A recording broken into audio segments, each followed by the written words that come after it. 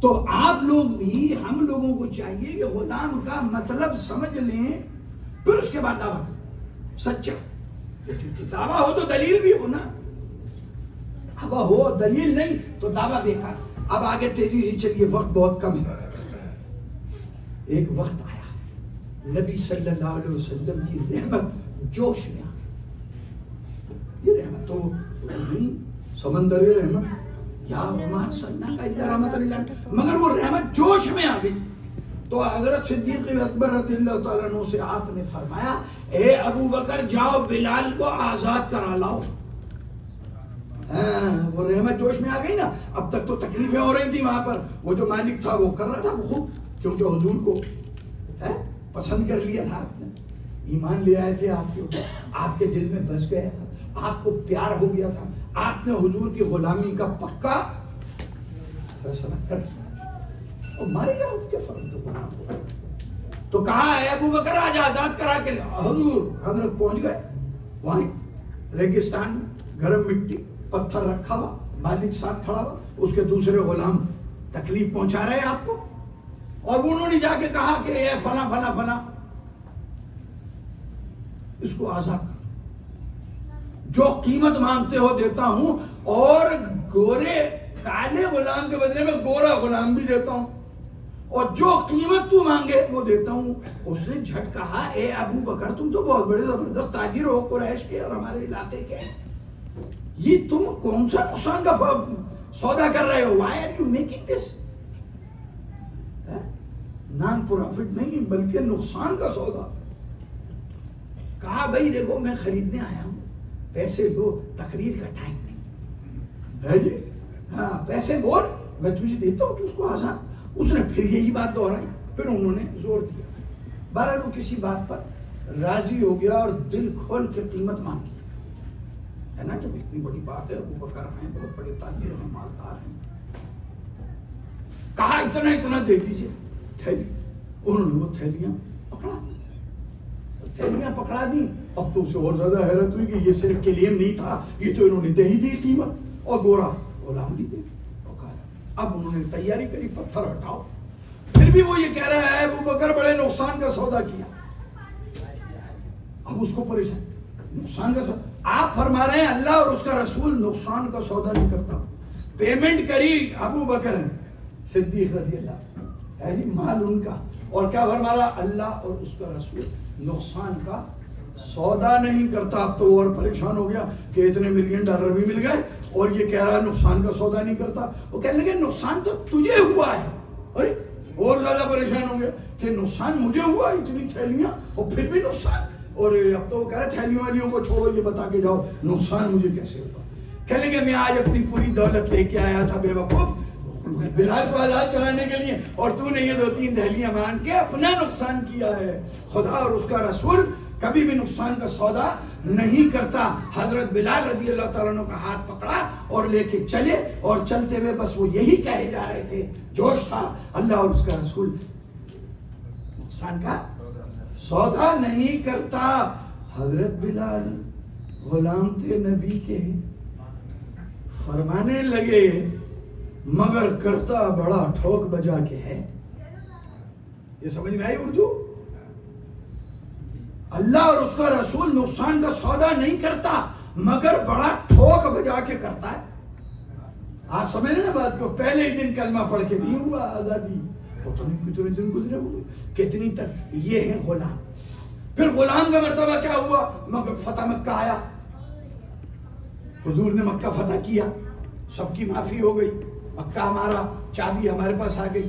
حضور صلی اللہ علیہ وسلم کو چابی پیش کر دی گئی, جس نے پیش کی حضور نے وہ چابی اسی کو واپس کر دی. پہلے انکار کر چکا تھا 20 سال پہلے کہ نہیں میں چابی آپ کو نہیں دے سکتا.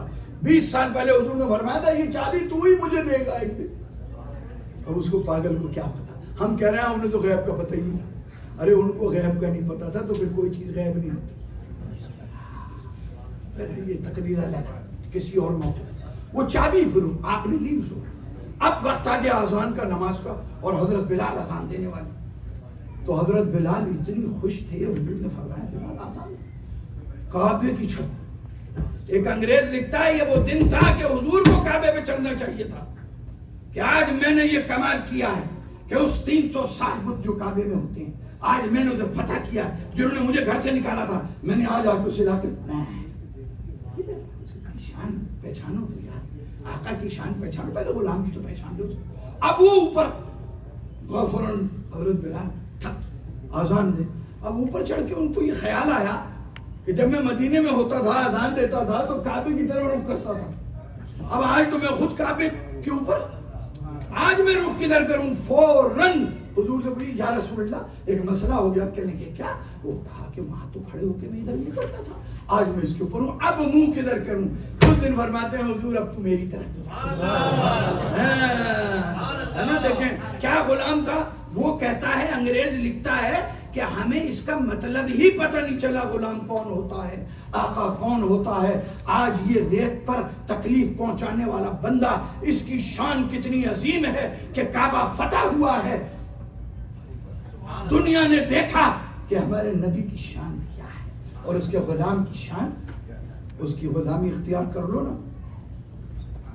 جنگ بدر کا واقعہ ہے, غزوہ بدر, حضور صلی اللہ علیہ وسلم شریک ہیں اور صاحبزادے حضرت ابو بکر صدیق رضی اللہ تعالیٰ عنہ کے, ابھی اس قصے کا ایک جملہ باقی ہے, میں بعد میں آتا ہوں. حضور صلی اللہ علیہ وسلم بدر میں آپ کے صاحبزادے حضرت ابو بکر صدیق رضی اللہ عنہ صاحبزادے کفار کی طرف سے لڑا, اور حضرت ابو بکر صدیق رضی اللہ تعالیٰ عنہ آف کورس حضور کے غلام, حضور کی طرف سے لڑا.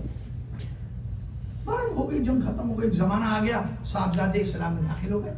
تو ایک دن بعد بیٹھے باتیں کر رہے ہیں آپس میں, واقعہ گنوا رہے ہیں. ابا حضور جنگ بدر کا واقعہ ہے کہ میں اور آپ لڑ رہے تھے اور ایک دفعہ کیسا موقع آیا کہ آپ کی میری تلوار کی زد میں 2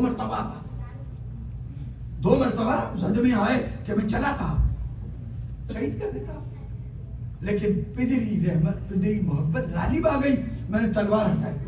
حضرت ابو بکر صدیق رضی اللہ تعالیٰ عنہ جلال میں آ گئے, فرمانے لگے کہ تیرے 2 دفعہ 3 دفعہ میں آیا اور تو نے جو ہے پدری ہے اور ہٹا لی. خدا کی قسم اگر ایک دفعہ تو میری تلوار کے نیچے آ جاتا میں تیری گردن. یہ نبی کی محبت ہے, نبی کی غلامی. اب آگے چلیے, اب حضرت بلال اور حضرت صدیق اکبر رضی اللہ تعالیٰ عنہ چلتے جاتے حضور کی خدمت میں حاضر ہوتے ہیں. یہ جملہ نوٹ کر کے رکھنا, کتابوں میں مشکل سے ملے گا, مل جائے گا, میں نے بھی تو کتاب بھی پڑھا ہے, اور یہ مولوی بتائے گا نہیں, اور یہ جو مقرر ہے نا آپ کے خریدے ہوئے, خریدا ہوا تو آپ کے مطلب کی بات کرے گا, اسے کیا ضرورت ہے, یاد دلایا ہے نا, وہ نہیں بتائے گا. حضور یہ چھوٹے چھوٹے جملے ہوتے ہیں جو انسان کی زندگیاں بدل دیتی ہیں, change the life.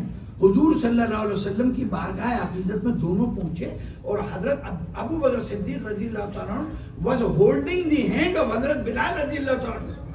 He sent him to buy him back, to make him free, pay anything they want. He paid, he bring it together, holding the hand. And you know what he said when he got to in the court of beloved Prophet sallallahu alaihi wasallam? He said, Ya Rasulullah, آپ کے دونوں غلام حاضر ہیں. Both of your slaves are present in front of you.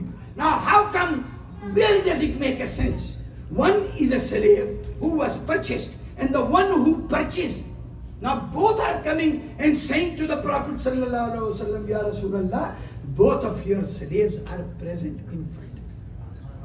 اتنا million خرچ کرنے